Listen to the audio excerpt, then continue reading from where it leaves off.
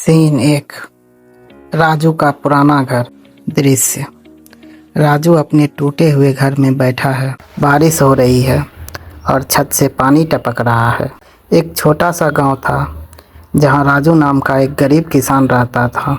राजू बहुत मेहनती था, लेकिन उसकी किस्मत उसका साथ नहीं दे रही थी। राजू दुखी होकर, हे भगवान, इतनी मेहनत के बाद भी 2 वक्त की रोटी मुश्किल से मिलती है। अब तो घर की छत भी जवाब दे रही है। सीन दूसरा। जादुई मकड़ी की एंट्री। दृश्य। राजू कोने में एक मकड़ी को देखता है जो बारिश में भीग रही है। राजू उसे उठाकर सूखे स्थान पर रख देता है। राजू, बेचारी मकड़ी, तू भी मेरी तरह बेघर हो जाएगी। यहाँ बैठ जा, यहाँ तू सुरक्षित रहेगी। जैसे ही राजू ने मकड़ी को बचाया, मकड़ी अचानक चमकने लगी।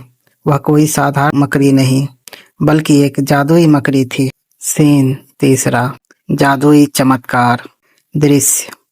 मकड़ी एक सोने का जाला बुनती है। राजू उसे देखकर हैरान रह जाता है। राजू हैरानी से, अरे ये क्या? यह जाला तो सोने की तरह चमक रहा है। हाथ लगाकर देखता है, यह तो सचमुच का सोना है। मकड़ी, राजू, तुमने मेरी जान बचाई है। मैं तुम्हारे लिए रोज थोड़ा सोने का जाला बुनूंगी, जिससे तुम्हारी गरीबी दूर हो जाएगी। लेकिन याद रखना, कभी लालच मत करना।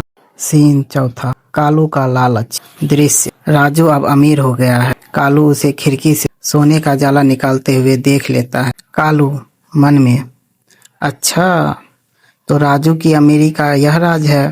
अगर यह मकड़ी मेरे पास हो तो मैं रातों रात राजा बन जाऊंगा। मुझे इसे चुराना ही होगा। सीन पांचवा। क्लाइमैक्स। चोरी और परिणाम। दृश्य।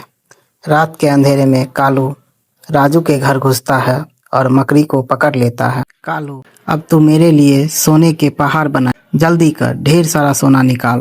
मकड़ी, मैं सिर्फ उन्हीं की मदद करती हूँ जिनके दिल में दया हो, लालचियों की नहीं। कालू ने जैसे ही मकड़ी को जबरदस्ती दबाया, मकड़ी ने सोना बुनने के बजाय एक जहरीला काला धुआं छोड़ा। देखते ही देखते कालू का सारा धन मिट्टी में बदल गया और मकड़ी गायब हो गई। Scene moral.